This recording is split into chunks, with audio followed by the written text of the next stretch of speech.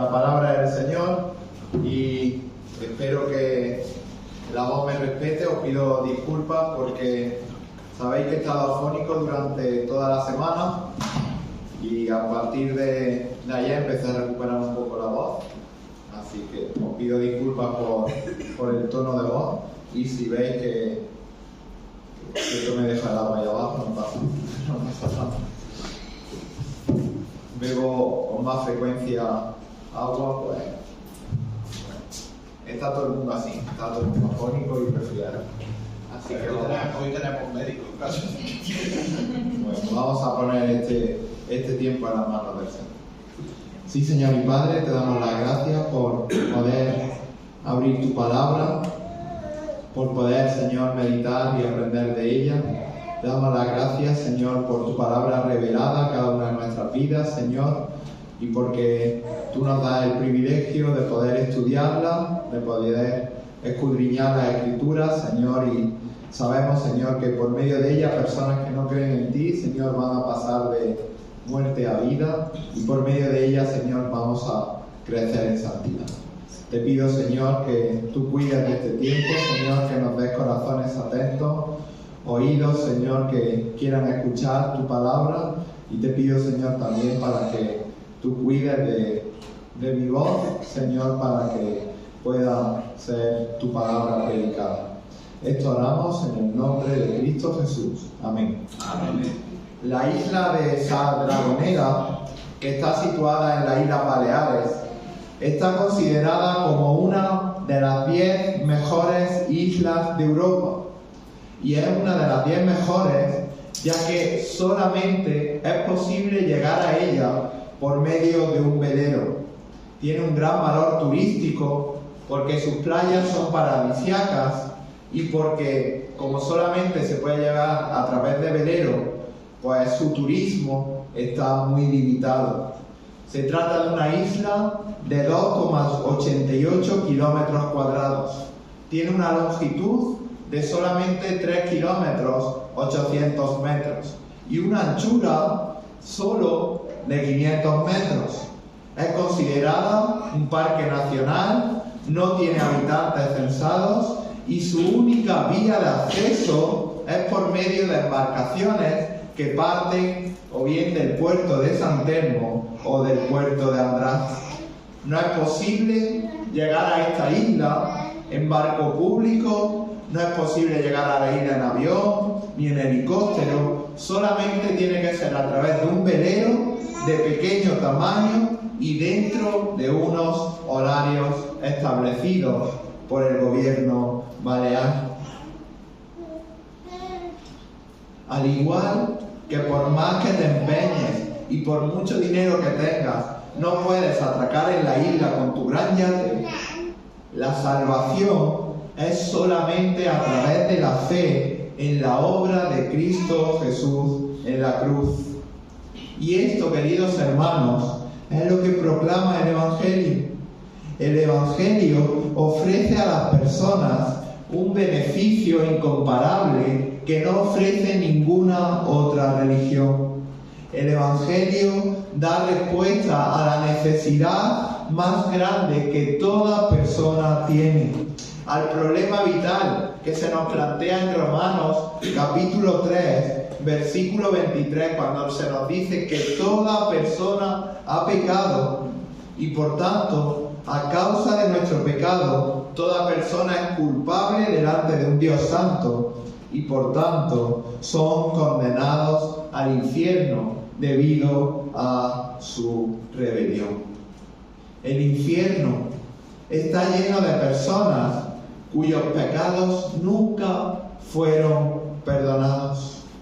La diferencia entre disfrutar de la vida eterna junto con nuestro Creador o del castigo eterno en el infierno no es una cuestión de bondad, no es una cuestión de obras, no es por lo que hayas hecho a lo largo de tu vida, no es por lo que hayas dado, como otras religiones enseñan, sino que la diferencia entre estar en la vida eterna y en el infierno es el perdón. Solo aquellos que creen en Jesús como su Salvador por fe, reciben el perdón de pecados y la justicia de Dios. Porque, hermanos, la salvación es del Señor. La salvación es del Señor por fe en la obra de la cruz. Y solo el Evangelio, solo el mensaje del Evangelio proporciona perdón. Al igual que nadie puede ir a esa isla de esa Dragonera en Mallorca si no es con un permiso, si no es con un pequeño velero en un horario establecido, nadie, absolutamente nadie, puede ser salvo si no es por Jesús y si no es por su obra en la cruz. Y esto, queridos hermanos, es lo que vamos a estudiar en el pasaje de Marcos, en el capítulo 2, los versículos del 1 al 12. Sabéis que estamos estudiando de manera sistemática el Evangelio de Marcos. Y hoy vamos a estar en Marcos, capítulo 2, los versículos del 1 al 12. Y vamos a ver cómo solo Dios puede perdonar pecados a través de la fe en Cristo. Solo Dios puede perdonar el pecado. El contexto de este pasaje, del segundo capítulo de Marcos, empieza con una historia acerca del perdón. En varias maneras, si os recordáis, en el primer capítulo hemos visto cómo se hace hincapié en la autoridad divina de Jesús. Fijaros en el capítulo 1, versículo 1, se nos dice principio del Evangelio de Jesucristo, Hijo de Dios. Y este es el propósito por el que se escribe Marcos: demostrar fundamentalmente para el mundo romano que Jesús era el Hijo de Dios. Por eso vemos como muestra su autoridad. Él hace que el Evangelio tiene autoridad. Él llama a sus discípulos en los versículos del 14 al 20, lo dejan todo. Vemos como su enseñanza estaba llena de autoridad hasta el punto de que se asombró a quienes lo oían. Versículo 27, y todos se asombraron. Estuvimos estudiando cómo sus sanidades también fueron realizadas con plena autoridad cuando demostró poder sobrenatural sobre los demonios y sobre la enfermedad, como vimos en los pasajes del contexto inmediato. Y en este pasaje, Marcos destaca el aspecto más necesario del privilegio divino de Jesús. Él había sanado personas, él había curado enfermos, pero vamos a ver cómo Jesús muestra su autoridad para perdonar pecados. Su autoridad para perdonar pecados. Y repito, solo Dios puede perdonar pecados a través de la fe en Cristo. La buena noticia del Evangelio, la buena noticia de la salvación, es que Dios desea perdonar a todo el que cree en la persona y obra del Señor Jesucristo. Por eso este pasaje lo vamos a dividir en 3 puntos. En primer punto vamos a ver la importancia de la predicación para el perdón de pecados. En segundo lugar vamos a ver el pecador arrepentido en los versículos 3 y 4. Y en tercer lugar vamos a ver el perdón del pecador en los versículos del 5 hasta el 12. Vamos a leer el pasaje Marcos capítulo 2 versículo 1. Dice así la palabra de Dios. Entró Jesús otra vez en Capernaum después de algunos días y se oyó que estaba en casa. E inmediatamente se juntaron muchos, de manera que ya no cabían ni aún a la puerta, y les predicaba la palabra. Entonces vinieron a él unos trayendo un paralítico, que era cargado por 4, y como no podían acercarse a él a causa de la multitud, descubrieron el techo de donde estaba, y haciendo una abertura, bajaron el lecho en que yacía el paralítico. Al ver Jesús la fe de ellos, dijo al paralítico: Hijo, tus pecados te son perdonados. Estaban allí sentados algunos de los escribas, los cuales cavilaban en sus corazones: ¿por qué habla este así? Blasfemias dice. ¿Quién puede perdonar pecados sino solo Dios?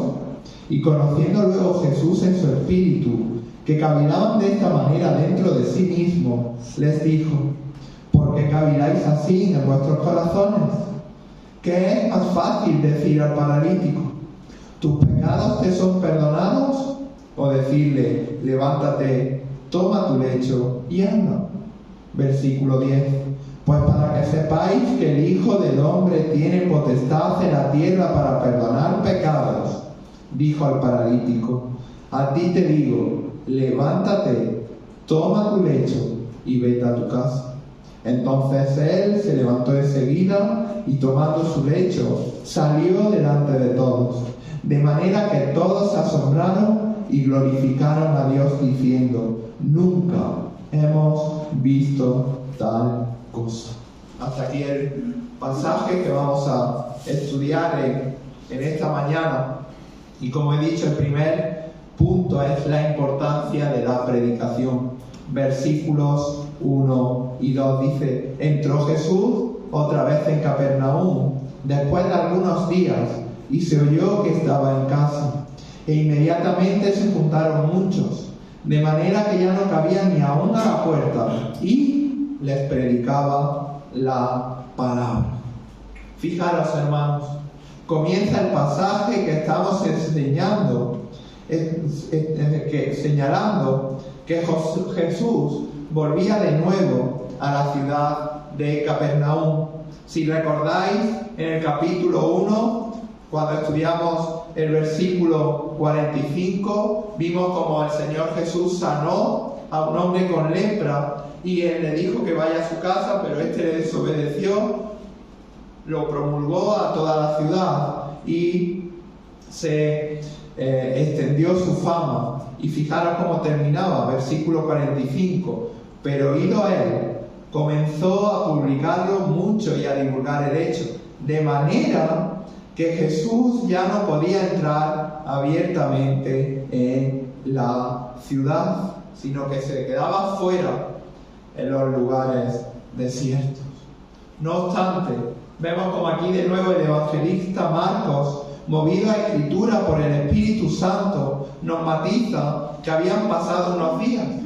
Esto es algo indefinido, que da lugar a un periodo de tiempo indefinido, que podría ser desde varias semanas hasta incluso meses.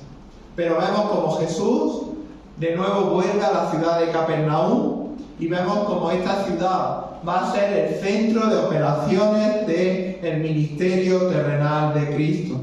Además, fijaros como el versículo 1 nos dice que se encontraba en casa. Fijaros al final: y se oyó que estaba en casa. Probablemente se encontraba en la casa de Pedro y Andrés. En el capítulo 1, versículo 29, dice: al salir de la sinagoga, vinieron a casa de Simón, Pedro y Andrés con Jacobo y Juan. Y al igual que en la última ocasión, cuando el Señor Jesucristo en su poder sanó al hombre enfermo de lepra, vamos a ver cómo de nuevo en esta casa se vuelve a juntar una gran multitud. Fijaros, el evangelista Marcos dice que ya no cabían en la casa. ¿Quiénes eran estas multitudes? ¿Qué es lo que buscaban? Fijaros, versículo 1, después de algunos días se oyó que estaban en casa. Versículo 2, se juntaron muchos, de manera que aún ya no cabía en la puerta. ¿Quiénes eran? Pues como vemos a lo largo de la Escritura, se trataba de personas curiosas que buscaban milagros de Jesús. Se trataban de personas que buscaban a Jesús con un interés personal, por sus propios deseos, pero no en busca de perdón y arrepentimiento. Es cierto que dentro de esta multitud es seguro que había verdaderos creyentes genuinos, pero estos representaban una pequeña minoría. Y ante esta multitud, imaginaros la casa llena, ya no cabían ni por la puerta. ¿Cuál fue la respuesta de Jesús? Ante tanta multitud, Jesús no cambió su ministerio, no cambió su forma de actuar, no intentó llevar a las personas hacia sí con artimañas humanas, con sabiduría humana, como se nos dice, ¿verdad, Pablo a los Corintios? Jesús no aprovecha para buscar su popularidad, no aprovecha esta situación para tener una mejor forma de vida, no busca ganancias para de esa forma tener su propio hogar. Fijaros que estaba en casa de Pedro y de Andrés. No busca que la gente le siga por los milagros, sino, fijaros, versículo 2 al final, que hace, les predica la palabra. Hermanos y amigos, esto es fundamental. Si una persona pasa de muerte a vida, no es por sus méritos, no es por los méritos del predicador, no es por la elocuencia, no es por nuestra sabiduría, no es por lo a gusto que se puede encontrar en medio de una iglesia evangélica, no es por lo bien que lo podemos tratar, ni siquiera porque nos puede ver algo diferentes al resto de la sociedad, no es porque podemos tener valores que aparentemente pueden ser más santos que el no creyente, sino que la única forma en la que una persona es salva es por medio de la predicación de la palabra de Dios. La palabra, queridos hermanos, es el medio usado por Dios para la salvación del incrédulo. Por eso no debemos de dejar de predicar la palabra de Dios. Por eso las iglesias deben de estar inundadas de la predicación de la palabra de Dios. Y además, como sabemos, también es el medio por el cual el creyente es santificado.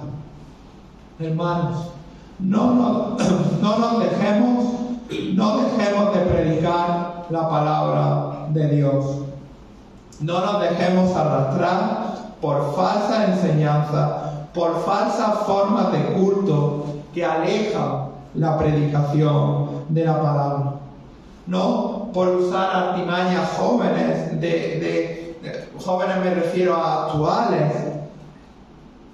con la excusa de que la Biblia, de que la palabra de Dios está obsoleta, que eso ya no atrae a nadie, que Jesús ya no es un influencer usando lo que ahora se usa. Inundemos nuestra iglesia de la palabra de Dios.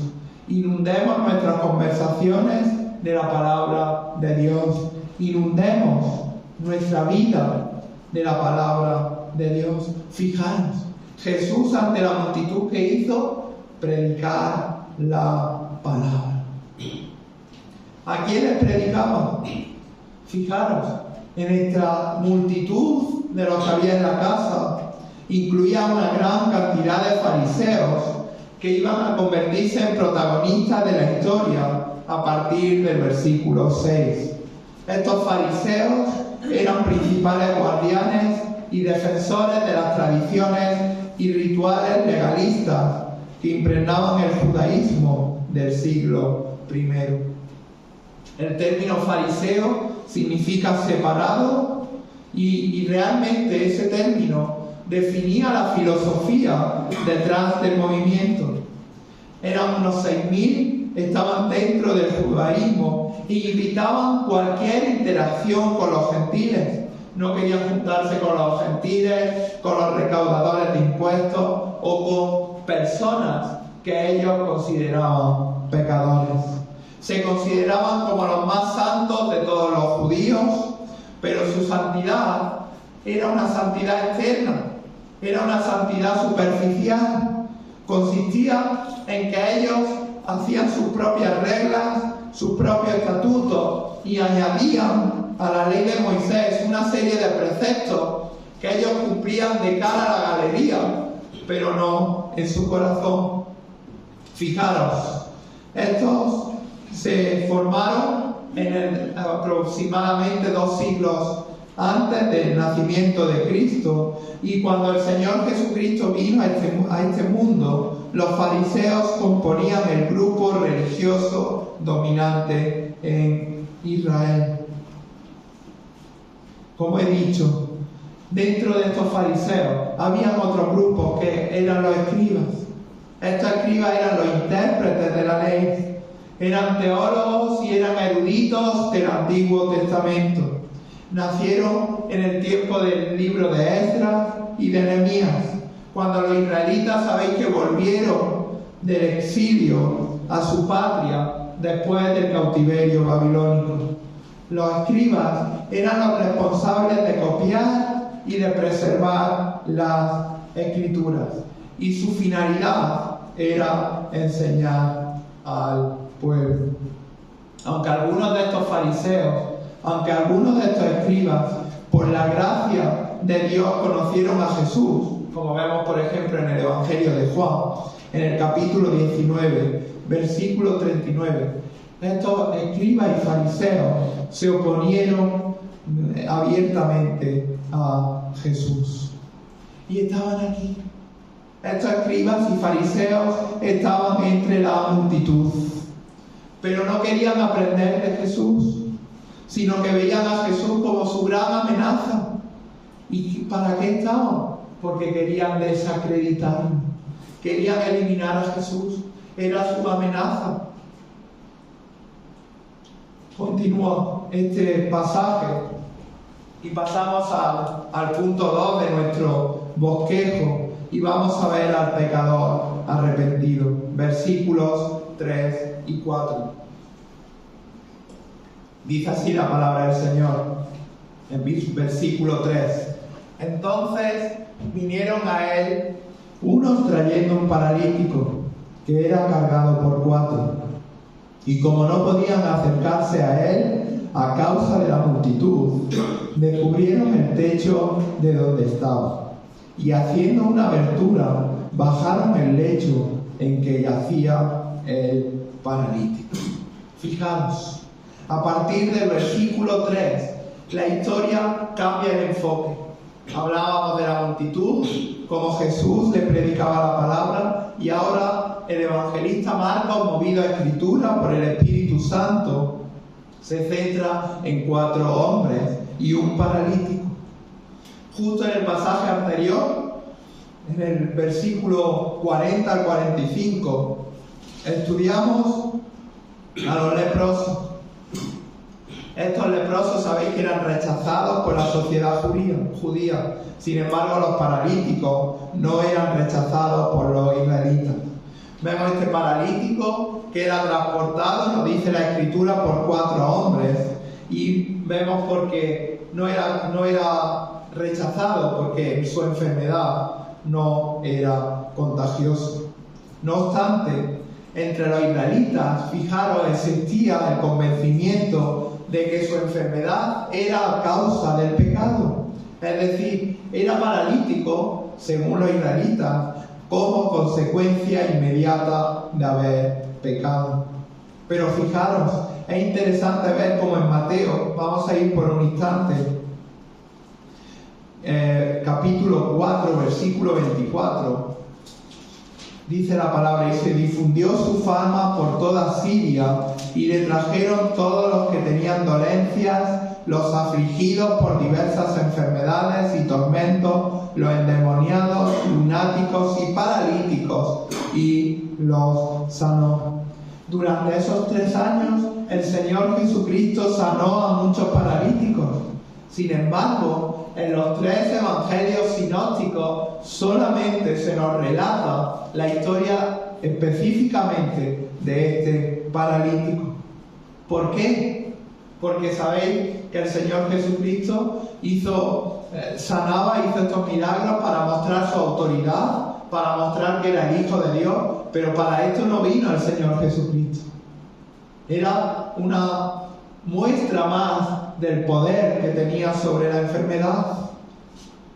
Porque Cristo vino para salvar, no de la lepra, no de la parálisis, sino que vino para salvarnos del pecado. Porque lo que Cristo hizo por este hombre fue más allá de curarle el cuerpo. Fijaros, vemos como Marcos enfatiza que había una gran multitud que no podían acercarse a Jesús. De hecho, en Lucas capítulo 5, versículo 18, se nos dice que los 4 amigos ya hicieron antes un intento de entrar por la puerta. Pero entonces planearon otro plan, cuyo único objetivo era llegar a Jesús. Subieron al techo y bajaron el lecho donde se encontraba el paralítico. Esto fue posible por cómo eran las casas judías. Las casas judías eran solamente de un piso, arriba había una terraza o un patio que se accedía por una escalera exterior. Entonces la azotea se construía utilizando grandes vigas de madera con piezas más pequeñas de madera en medio y las cubrían con paja, espigas y barro. Y después en lo alto instalaban baldosas para formar el techo. Entonces subieron por la escalera exterior al paralítico, hicieron el agujero y atravesaron cada una de las capas y llevaron al paralítico al frente de Jesús, tal como se nos dice en la palabra de Dios. ¿Por qué hicieron esto? Por fe. Por fe. Sabían que Jesús era el Salvador. Sin embargo, hoy las personas en la sociedad en la que vivimos no buscan a Jesús. Se creen autosuficientes por sí solas o piensan que por sí mismos pueden ser salvos. Otras ni siquiera creen que haya una vida eterna. Muchas veces hablamos con este tipo de personas y te dicen la expresión, bueno, a ver si hay algo después de la muerte, ¿verdad? Ya no piensan ni qué va a suceder después de la muerte. Viven su vida de espaldas a Dios, viven su vida alejados de Dios y además solamente piensan en el momento presente. Es cierto que disfrutan de la gracia universal de Dios, que aún permite, a pesar de su pecado, que tengan satisfacciones temporales, pero viven en la esclavitud de su pecado.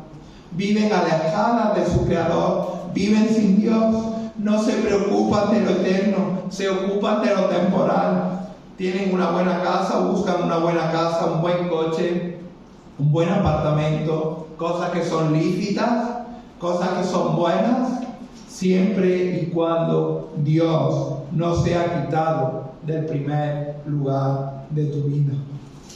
Este paralítico, este pecador arrepentido, fue a Jesús y no encontró una sanación temporal a su dolencia, sino que encontró vida eterna.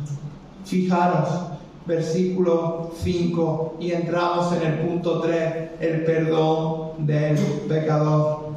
El perdón del pecador. Dice la palabra, al ver Jesús la fe de ellos, dijo al paralítico, hijo, tus pecados te son perdonados. Defiende el paralítico. Toda la multitud que estaba en esa casa ve la necesidad física que tenía, pero Jesús percibió el problema más importante y verdadero que tenía este hombre, la necesidad de perdón que tenía el paralítico. Por eso, fijaros, versículo 5, Jesús le dice al paralítico, tus pecados te son perdonados. La humanidad, la sociedad en la que vivimos, no tiene una necesidad mayor que la del perdón de Dios. Esta es la única manera de reconciliarse con Dios. La Biblia enseña que Cristo, que Dios hecho hombre, vino a este mundo no para sanar enfermedades, aunque lo hizo, no para hacer milagros, aunque los hizo, sino que vino a este mundo a buscar lo que se había perdido. Él vino por todos los que hoy estamos aquí, porque todos, absolutamente todos, hemos pecado, excepto Cristo. Cristo, el único perfecto, el que no conoció pecado, pero pagó en la cruz por todos nuestros pecados. Cristo, por medio de su sangre derramada en la cruz, nos reconcilia con Dios, establece la paz entre Dios y nosotros. Si crees en Jesús, te da un nuevo corazón, un corazón que aborrece el pecado y que te va a permitir vivir conforme a su palabra. La Biblia dice que si no tienes a Cristo, como toda esta multitud que había en esa casa, no estás reconciliado con Dios. Pero aún a pesar de ello, Dios envió a su Hijo para ocupar el lugar que cada uno de nosotros merecíamos en la cruz. Por eso, la sociedad, una persona sin Cristo, necesita acudir a Cristo, necesita acogerte, es decir, coger los méritos de Cristo y arrepentirte y creer en el Señor Jesucristo como tu Salvador. Cuando el Señor le dice tus pecados te son perdonados, significa que Él lava tus pecados, que te da su justicia perfecta y te regala la vida eterna. Un día, cuando mueras, si Cristo no viene antes a por su iglesia, vas a estar en la casa del Padre por los siglos de los siglos, por toda la eternidad. Esto es lo que le dio a este paralítico. Y esto es hoy todavía vigente. Esta es la oferta de salvación. Así es como Dios quiere perdonarte. Es la única forma de ser aceptado por Dios. Al igual que no podemos ir a esa isla si no es con esas condiciones, no puedes ir a Dios si no es a través de Cristo. Debes de entregarte a Cristo. Dios te va a perdonar y te va a dar un nuevo corazón. Este es el mensaje del Evangelio. Este es el perdón divino. Fijaros, tus pecados te son perdonados. Este es el perdón, solo por gracia, sin obras. Es el único y verdadero mensaje de salvación. Fijaros, hermanos, Cristo vio la fe del paralítico. Y esta fe va más allá de simplemente tener esa fe de ser sanado, sino que vio una fe auténtica, una fe genuina, un arrepentimiento verdadero. El hombre entendió que Jesús le iba a dar perdón, le iba a perdonar sus pecados si se arrepentían. Por eso le dice, tus pecados te son perdonados. Y esto lo sentimos cada uno de nosotros y lo vivimos cuando Cristo nos justifica, porque la salvación solamente es por gracia, por medio de la fe en Cristo. Y este perdón de pecados no es como cuando nosotros perdonamos, ¿verdad? Perdonamos, pero este perdón de pecados implica un perdón total. Significa que Dios borra toda nuestra culpabilidad. Él nos ve justos porque nos ve a través de los ojos de Cristo y pasamos de pasar un futuro en el infierno a un futuro en el cielo. Ante esta afirmación, ante esta gran afirmación, aparecen esos protagonistas, ¿verdad? Esos escribas y esos fariseos que hemos visto que se encontraban entre la multitud. Y dice versículo 6: estaban allí sentados algunos de los escribas, los cuales cavilaban en sus corazones: ¿por qué habla este así? Blasfemias dice. ¿Quién puede perdonar pecados sino solo Dios? Y conociendo luego Jesús en su espíritu, que cavilaban de esta manera dentro de sí mismo, les dijo: ¿por qué caviláis así en vuestros corazones? ¿Qué es más fácil decir al paralítico: tus pecados te son perdonados? O decirle: levántate, toma tu lecho y anda. Pues para que sepáis que el Hijo del Hombre tiene potestad en la tierra para perdonar pecados, dijo al paralítico. A ti te digo, levántate, toma tu lecho y vete a tu casa. Estos escribas, estos fariseos que estaban entre la multitud, escucharon esta declaración de Jesús: tus pecados te son perdonados. Y vieron, se frotaron las manos, al igual en vez de acudir a él, igual que este paralítico, arrepentidos en fe, su respuesta fue justo la contraria. Se frotaron las manos e hicieron la siguiente pregunta para atacarle: ¿quién puede perdonar pecados? La vemos en el versículo 7, sino solo Dios. ¿Quién puede perdonar pecados sino solo Dios? Y esta afirmación, esta pregunta no es errónea. Era una pregunta correcta. ¿Por qué? Porque solo Dios puede perdonar pecados. Porque solo Dios puede justificar al pecador en su gracia y misericordia.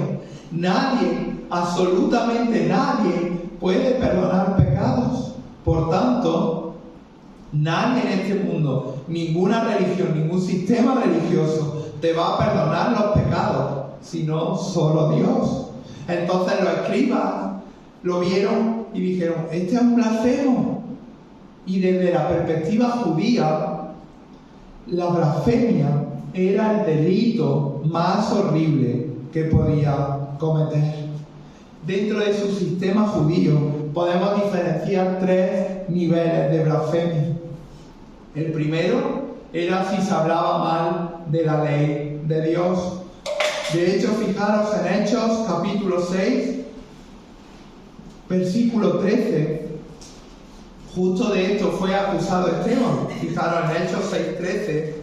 Le acusan de esto, de este nivel de blasfemia, dice: y pusieron testigos falsos que decían: este hombre no cesa de hablar palabras blasfemas contra este lugar santo y contra la ley. Este era el primer nivel de blasfemia que ellos establecieron. El segundo, y más grave, era cuando alguien hablaba directamente mal de Dios, es decir, cuando maldecía el nombre de Dios, y su castigo era la muerte, como vemos en Levítico capítulo 24, los versículos del 10 al 16. Pero aún más grave que el nivel 1, que el nivel 2, era cuando un ser humano afirmaba poseer autoridad divina e igualdad con Dios. Que un ser humano actuara como si fuera Dios era la ofensa más indignante para los judíos. De hecho, esto es lo que los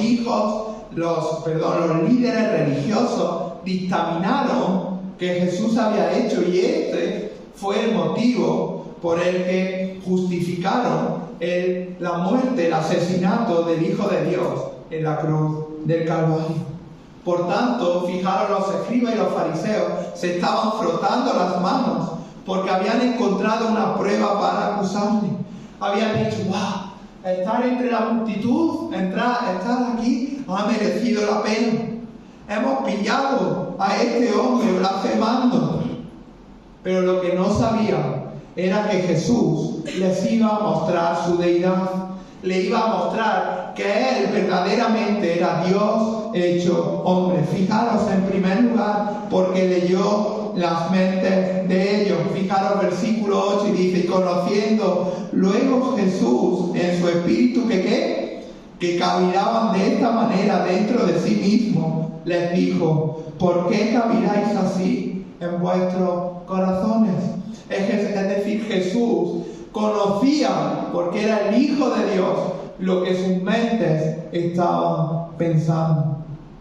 Conocía los pensamientos que estaban acusando, y está mostrando su deidad, porque solo Dios es omnisciente. Yo no puedo saber qué está pensando Jacob, qué está pensando Bruno, qué está pensando Noemí. Solo Dios en su omnisciencia y en su poder divino lo puede hacer. No solamente eso, sino que Jesús muestra que es Dios hecho hombre cuando no discute. Fijaros, no discutió de aquello sobre lo que era acusado, ya que lo que hace es afirmar esa verdad de que solo Dios puede perdonar los pecados. Es decir, Él no entra en una disputa, sino fijaros lo que le dice, que es más fácil decir al paralítico, tus pecados te son perdonados, o decirle, levántate, toma tu lecho y anda. Verdaderamente era más fácil porque lo iban a ver, todos iban a levantarse, pero Él no discute, sino que verdaderamente afirma de que Él tiene autoridad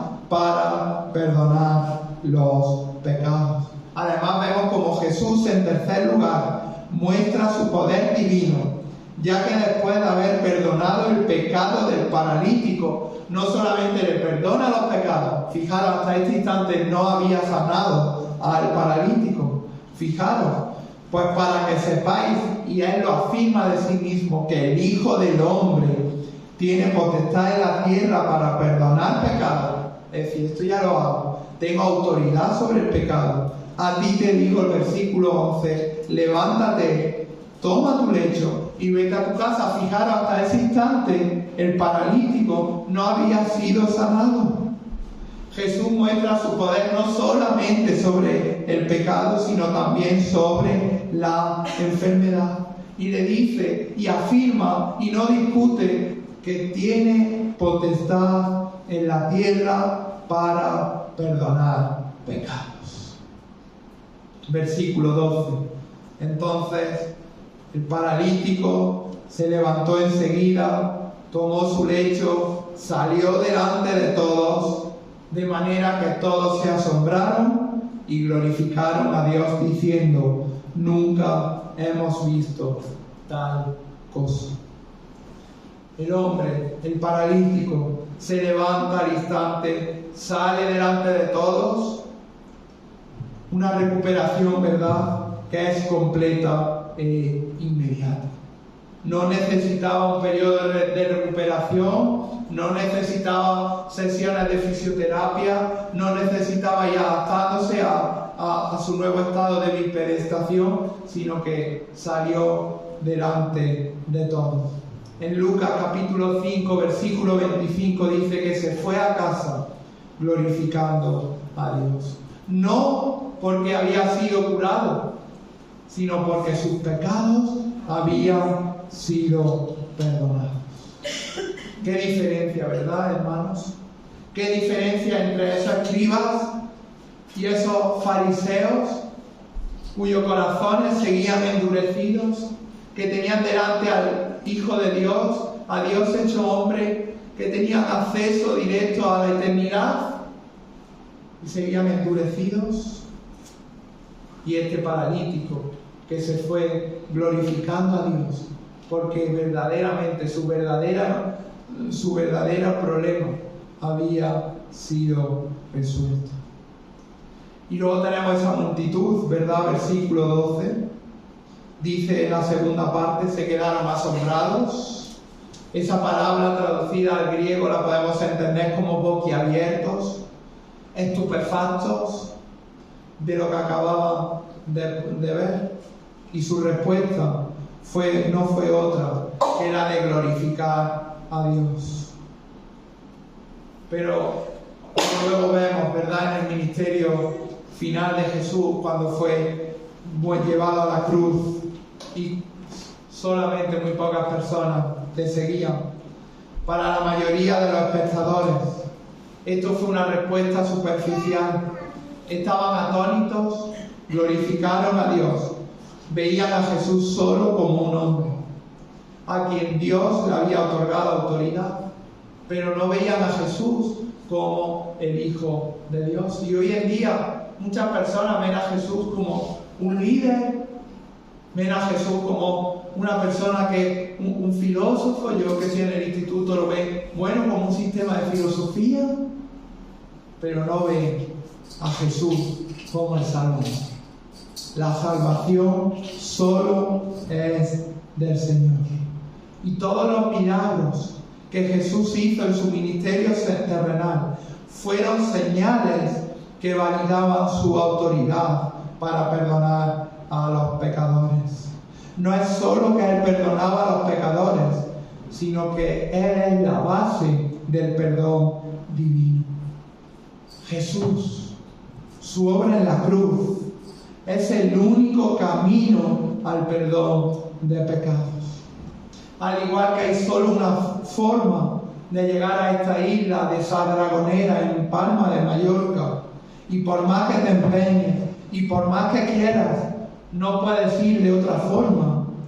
La salvación es solo por fe en la obra perfecta de Cristo en la cruz.